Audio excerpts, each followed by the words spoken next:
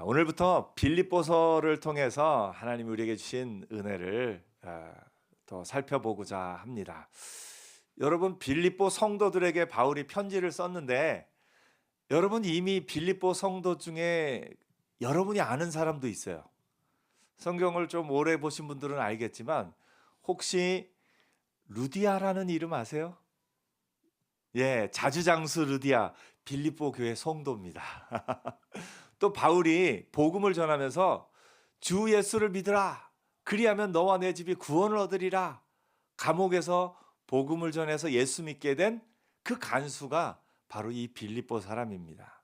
빌립보는 바울에게 있어서 아주 특별한 교회입니다.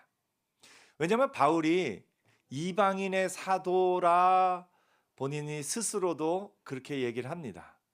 그러니까 다른 모든 사람들은 유대인들을 대상으로 복음을 전했는데 바울이 나는 이방인들에게 복음을 전하노라 했습니다. 그런데 바울도 처음에 전도 여행을 다닐 때는 바나바랑 같이 다니면서 바나바 고향도 가고 또 오늘의 터키의 그 중부 내륙 지방에 가서 복음을 전하면서 주로 유대인의 회당에 가서 복음을 전했어요. 유대인의 회당, 이 시너거그는 유대인이 성인 남자 15명이 모이면 항상 회당이 있습니다.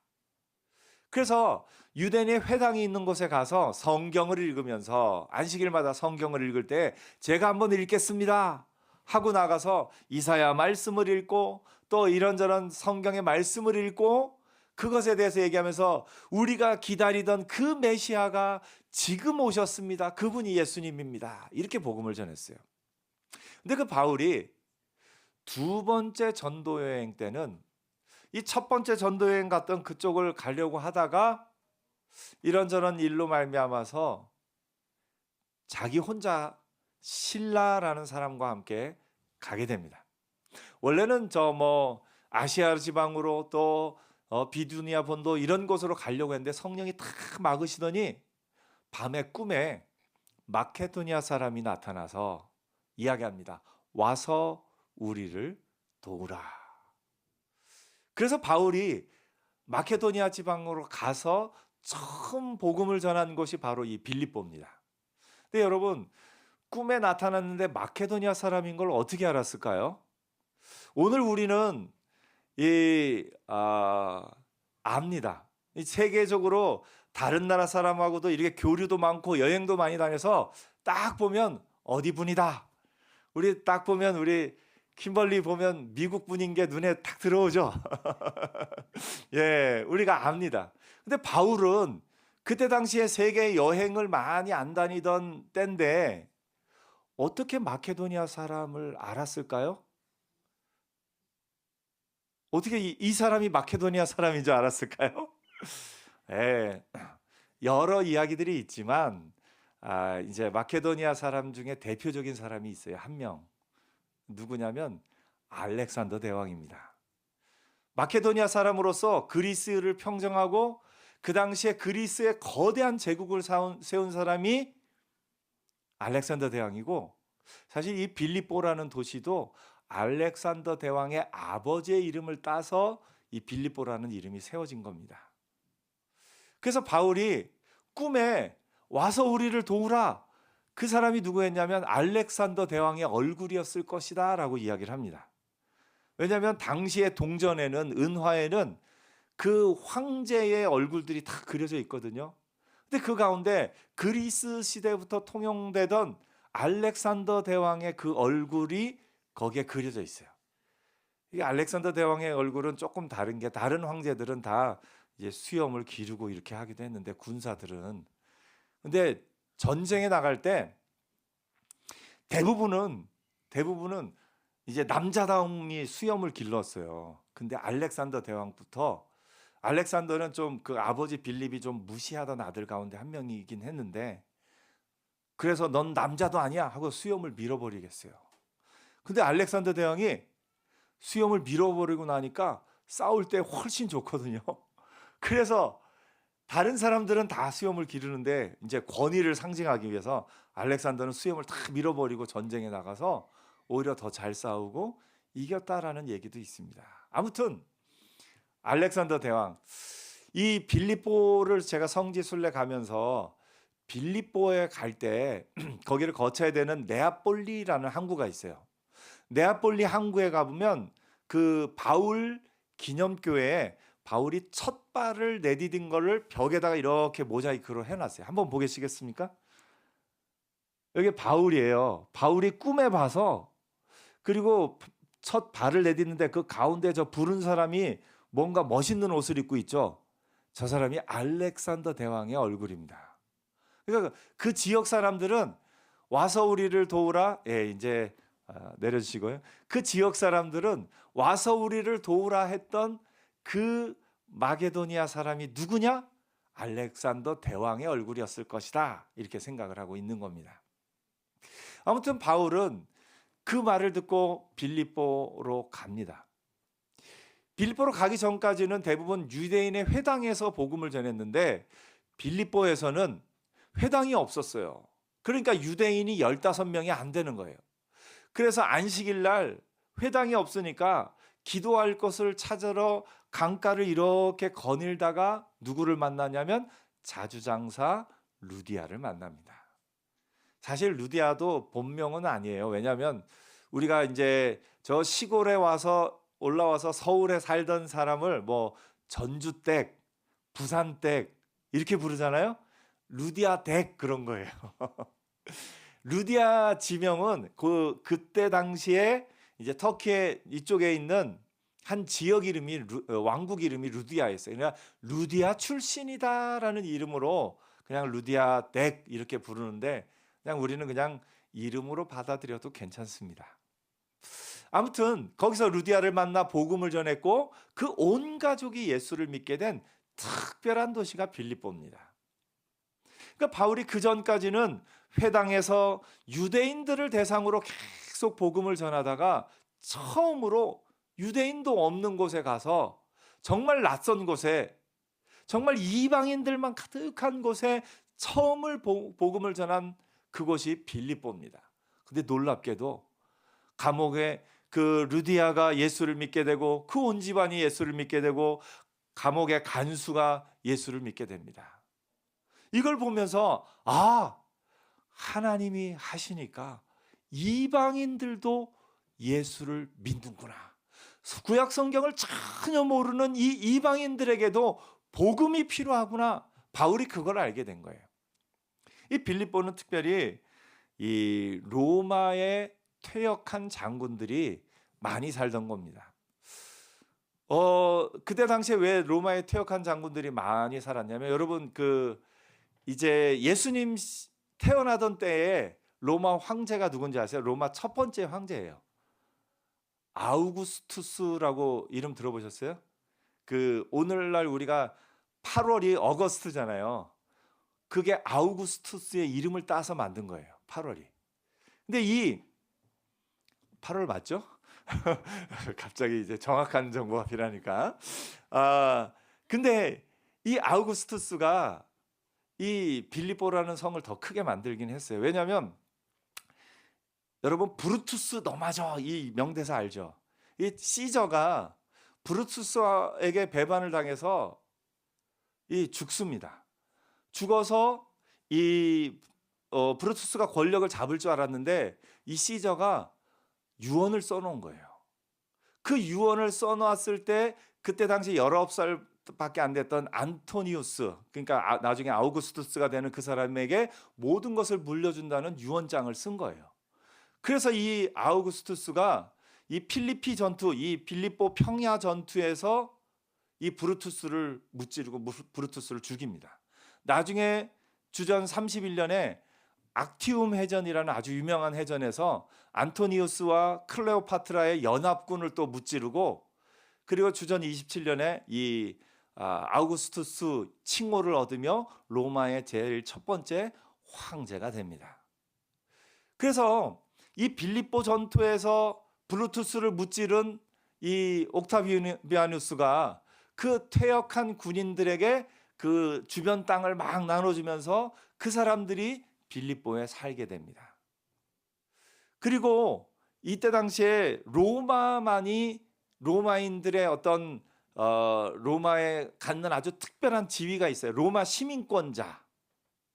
근데 이 아우구스투스가 뭘 했냐면 빌립보 같은 이 중간중간의 거점 도시들에게 로마와 동일한 권위를 부여해 줘요. 그래서 로마 장군들이 퇴역한 장군들이 와서 살면서 로마 시민으로서의 특권을 누리며 사는 곳이 바로 이 빌립보라는 도시입니다. 그러니까 그때 당시에 전체를 이 장악한 로마의 어떤 권력 있는 사람들이 살던 도시이기 때문에 유대인들이 차마 살기 어려운 도시였던 거예요. 완전히 완전 그 당시의 문화에 이 히브리인의 문화가 전혀 들어갈 수 없는 그곳 첫 성이 이 빌립보라는 것입니다. 그런데 놀랍게 그 빌립보에서 예수 믿는 사람이 나오는 거예요. 사실 그리스도인들이 이방 민족에게 복음을 전할 때 쉽지 않았을 거예요. 우리나라에 처음 왔던 선교사님들도 그런 생각을 했을 거예요. 전혀 영어를 모르고 전혀 성경에 대해서 아무것도 모르는 이 동양의 작은 나라 사람들이 우리가 복음을 전할 때 과연 예수를 믿을 것인가? 여러분 같으면 어떻겠습니까? 여러분이 복음을 알아요. 성경을 들고서 저 마이크로네시아의 어느 원주민 부족에게 갈 때 저 미얀마의 산골에 사는 어느 부족에게 복음을 들고 갈 때 그들이 과연 예수를 믿을 것인가? 여러분 생각해 봤을 때 어떻게 됐어요? 믿을 거라는 상상이 안 되는 거예요. 근데 바울이 빌립보 갔을 때도 사실 그랬습니다. 이 사람들이 말은 내가 로마 말, 그리스 말을 할 줄 알기 때문에 내가 그리스어로 말하면 말은 통하겠지만 성경도 모르고 구약도 모르는 이 사람들에게 메시아이신 예수님을 증거할 때 과연 믿을 것인가? 쉽지 않은 순간이었어요. 바울에게도 이거는 정말 쉽지 않은 순간이었어요. 자기가 가진 그 모든 가치관의 틀을 깨고 나오는 순간이었어요. 이게 과연 될까? 이게 과연 될까? 사실 우리에게도 그런 순간이 있어요. 이게 과연 될까? 이게 정말로 될 수 있을까? 이게 정말 가능한 일인가 싶은 순간들이 우리에게도 있습니다. 네, 여러분, 바울이 빌립보에서 복음을 전했을 때 자주장사 루디아가 그리고 빌립보 감옥의 간수가 예수를 믿었던 것처럼 하나님이 하시면 하나님의 놀라운 역사가 일어나는 줄 믿습니다. 오늘 여러분이 생각에 이건 도저히 일어나지 않을 것 같다, 이건 도저히 있을 수 없는 일이다 생각한 일도 믿음으로 나아갈 때 하나님이 이루어 주실 줄 믿습니다. 우리는 믿음을 가져야 돼요. 내 능력으로 사는 게 아니에요. 내 능력으로 하면 안 될 수밖에 없습니다. 그러나 하나님이 하시면 할 수 있습니다. 여러분, 바울이 빌립보에 갔을 때 다 로마에 퇴역한 장군들이에요. 대단한 사람들이에요. 유대인들 몰라요. 아주 무시하는 그런 사람들만 사는 그런 빌립보라는 거대한 도시에 가서 바울이 복음을 전했는데 된 거예요. 그 빌립보 교회 사람들에게 편지를 쓰면서 바울이 이렇게 이야기합니다. 너희 안에 착한 일을 시작하신 이가 그리스도 예수의 날까지 이루실 줄을 우리는 확신하노라. 바울이 아는 거예요. 너희 안에 착한 일을 시작하신 이가, 누가 시작한 거라는 거예요? 하나님이 시작하셨다는 겁니다. 내가 시작한 게 아니라는 거예요. 만약에 바울이 내가 했다고 하면 이 일을 뭐라고 편지하냐면 내가 전한 복음을 너희가 들어서 시작된 그 일이, 이렇게 생각할 수도 있잖아요. 근데 바울은 알았던 거예요. 내 능력으로 할 수 없었던 걸 하나님이 빌립보에서 하셨다. 너희 속에 착한 일을 시작하신 이가. 오늘 여러분의 삶에 여러분의 믿음의 길을 시작하게 하신 이는 하나님이십니다. 제가 한 것 아니죠. 제가 한 것 아니에요. 우리 그 누구도 내 능력으로 했다라고 말할 수 있는 사람은 없어요. 그런데 여러분 속에 착한 일을 시작하신 이가 계십니다. 여러분 각 사람의 삶에 그 일을 시작하신 분이 계신다라는 거예요.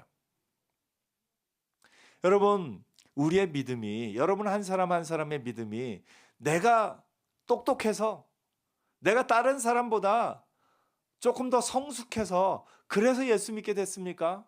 그렇지 않습니다. 우리는 모두 연약하고 그 누구보다 약한 존재고 그 누구보다 부족한 존재들입니다. 그런데 그런 우리를 예수 믿게 하시고 우리 안에서 착한 일을 시작하신 분이 계시는 줄 믿습니다. 그 하나님이 바울이 얘기합니다. 착한 일을 시작하신 이가 그리스도 예수의 날까지 이루실 줄을 우리는 확신하노라. 시작하신 이가 또한 이루실 거다라는 겁니다.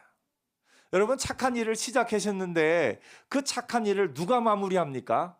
내가 마무리합니까? 아닙니다. 바울이 얘기합니다.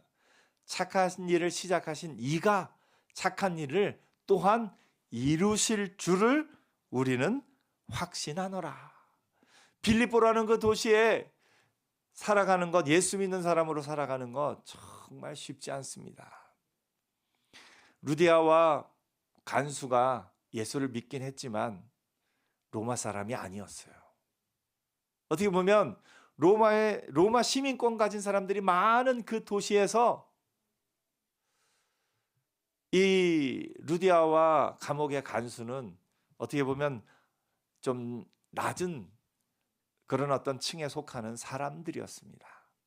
그러니까 바울이 오늘 편지를 쓰는 이 시점에도 이들이 그 도시에서 살아가는 게 결코 쉬운 일은 아니었어요.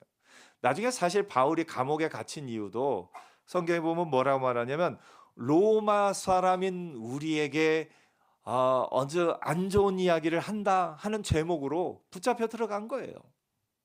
근데 바울과 실라가 그때 당시에 로마 시민권자임을 나중에 밝히면서 또 이렇게 나중에 그런 얘기도 이제 나중에 뒷부분에 다른 곳에서도 그런 얘기들이 나옵니다만,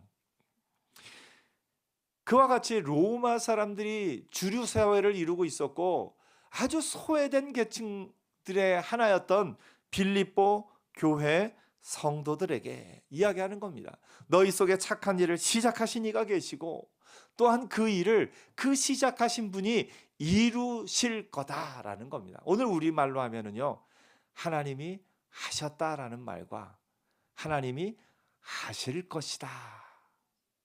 과거형, 현재 완료죠.